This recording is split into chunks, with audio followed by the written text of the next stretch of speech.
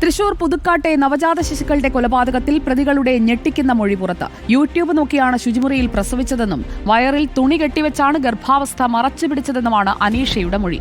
ആദ്യ കുഞ്ഞിന്റെ ചിത്രങ്ങളും ദൃശ്യങ്ങളുമുള്ള മൊബൈൽ ഫോൺ അനീഷയുമായുള്ള തർക്കത്തെ തുടർന്ന് എറിഞ്ഞുടച്ചെന്നാണ് ബവിന്റെ മൊഴി. അതിനിടെ ബവിന്റെ വീടിന്റെ പരിസരത്തു നിന്ന് രണ്ടാമത്തെ കുഞ്ഞിന്റെ മൃതദേഹത്തിന്റെ അവശിഷ്ടങ്ങൾ കണ്ടെത്തി.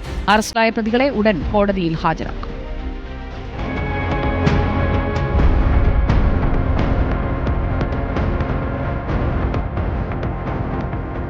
ദൃക്സാക്ഷികളില്ലാത്ത കേസിൽ പരമാവധി ശാസ്ത്രീയ തെളിവുകൾ ശേഖരിക്കാനുള്ള ശ്രമത്തിലാണ് പ്രത്യേക അന്വേഷണ സംഘം. ഇതിന്റെ ഭാഗമായാണ് തൃശൂർ മെഡിക്കൽ കോളേജിലെ ഫോറൻസിക് വിഭാഗം മേധാവിയായ ഉന്മേഷിന്റെ നേതൃത്വത്തിൽ രാവിലെ പരിശോധന നടന്നത്. ബവിന്റെ വീടിന്റെ പിറകിലായി നടത്തിയ പരിശോധനയിലാണ് രണ്ടാമത്തെ കുഞ്ഞിന്റെ മൃതദേഹാവശിഷ്ടങ്ങൾ കണ്ടെടുത്തത്. ആദ്യ കുഞ്ഞിന്റെ മൃതദേഹാവശിഷ്ടങ്ങൾ ഇന്നലെ അനീഷയുടെ വീട്ടിൽ നിന്ന് ലഭിച്ചിരുന്നു. 2021 ആദ്യ കൊലപാതകം തെളിയിക്കുക എന്നത് പോലീസിനെ സംബന്ധിച്ച് വെല്ലുവിളി നിറഞ്ഞതാണ്. മുഖം അമർത്തിപ്പിടിച്ച് ശ്വാസം മുട്ടിച്ച് കൊലപ്പെടുത്തിയതിനാൽ ഇതിന്റെ തെളിവുകൾ മൃതദേഹത്തിന്റെ അവശിഷ്ടങ്ങളിൽ നിന്ന് ലഭിക്കേണ്ടതുണ്ട്. എന്നാൽ 4 വർഷങ്ങൾ കഴിഞ്ഞതിനാൽ ഇത് ലഭിക്കാനിടയില്ല. ഈ സാഹചര്യത്തിലാണ് വിദഗ്ധരുടെ സഹായം തേടിക്കൊണ്ടുള്ള അന്വേഷണം.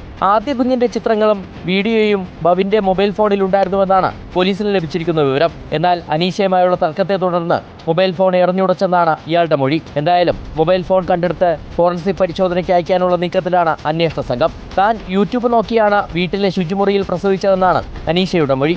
വയറിൽ തുണി കെട്ടിയാണ് ഗർഭാവസ്ഥ മറച്ചുവെച്ചത്. 2 പ്രസവകാലവും മറച്ചുപിടിക്കാൻ ഇറുകിയ വസ്ത്രങ്ങൾ ഒഴിവാക്കി. ലാബ് ടെക്നീഷ്യൻ കോഴ്സ് പഠിച്ചത് അനീഷയ്ക്ക് കാര്യങ്ങൾ എളുപ്പമാക്കി.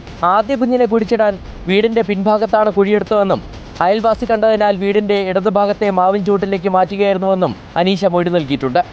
റിപ്പോർട്ടർ, തൃശൂർ.